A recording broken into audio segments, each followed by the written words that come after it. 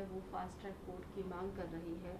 और हालांकि दूसरी तरफ जो गृह मंत्री हैं उन पर भी लगातार अपोजिशन हमलावर हो रही है। इस विषय को लेकर क्या कुछ? देखिए, अपोजिशन ऐसी जो वास्तव में बहुत दुर्भाग्यपूर्ण घटना है, उस पर राजनीति करने का उनका हमेशा से स्वभाव रहा है। दिल्ली पुलिस इसके विषय में पूरी तरह से सारे मीडिया और जैसे जो भी ऐसे संस्थान हैं पारदर्शी तरीके से प्रत्येक सूचना पहुंचाने का काम कर रही है।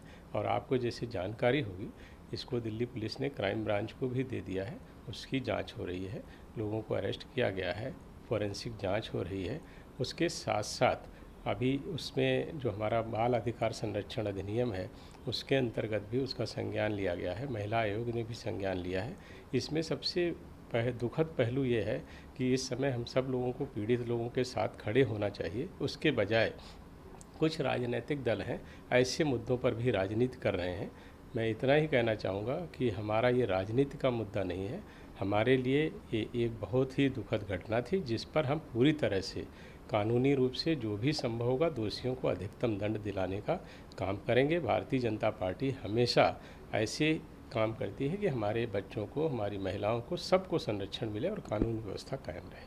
सर, अगर जी की बात की जाए तो उन्होंने राहुल गांधी को नोटिस भी भेजा है, जिस तरीके से माइनर बच्ची की फोटो वायरल। अब इस पे मैं क्या कह सकता हूँ, सारा मीडिया में आ ही रहा है, आप सब देख ही रहे हैं। राहुल गांधी जिस तरह से देश को अपमानित करने में लगे हुए हैं, देश की कोई भी अच्छी बात उनको ठीक नहीं लगती है, चाहे वो प्रधानमंत्री जी हों, गृह मंत्री जी हों, उनको गाली देने का, उनका अपमान करने का वो कोई अवसर चूकते नहीं। और उसमें वो इतनी सीमाएं लांघ जाते हैं कि उनको सही और गलत का भी पता नहीं रहता है।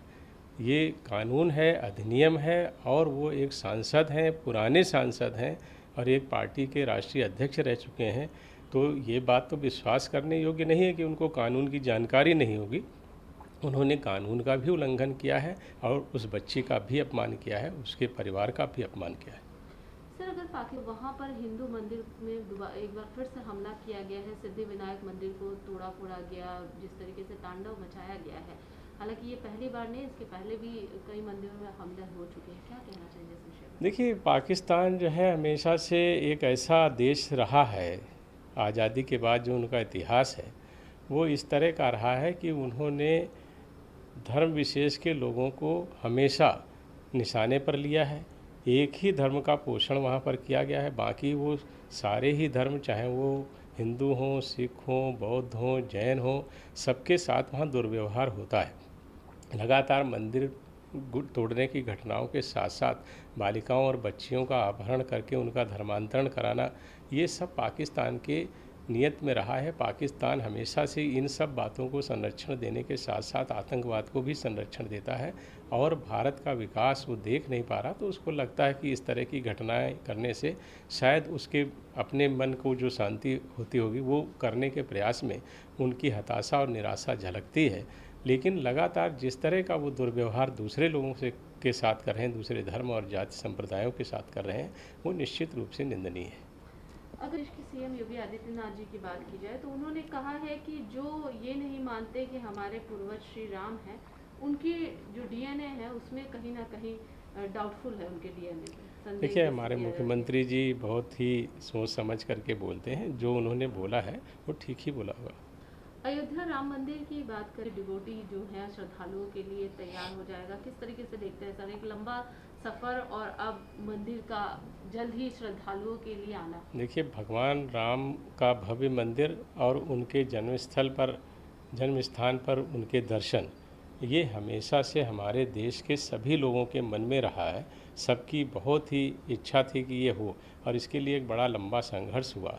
लगभग 500 वर्ष के संघर्ष में अब ये एक अवसर हम सबको मिला है। हमारे प्रधानमंत्री जी, मुख्यमंत्री जी लगातार और उसको प्रयास करके, जैसे सर्वोच्च न्यायालय ने आदेश दिया, हम ये भव्य मंदिर बन रहा है। 2 साल आज उस 1 साल आज हम लोगों ने नींव पूजन का पूरा किया है, और नींव पूजन करने के साथ साथ आज ही के दिन 1 वर्ष पूर्व हुआ था।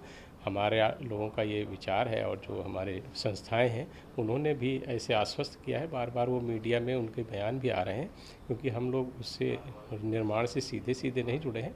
वहाँ एक संस्था और ट्रस्ट उस निर्माण को कर रहा है सर्वोच्च न्यायालय के आदेश के अंतर्गत, तो निश्चित रूप से उन्होंने जो समय सीमा तय की है 2023 तक भगवान राम के भव्य मंदिर में लोग दर्शन कर सकें, ऐसा जरूर संभव हुआ। सर, पेगासस मामले में संसद जो है वो स्थगित हो रहा है जी।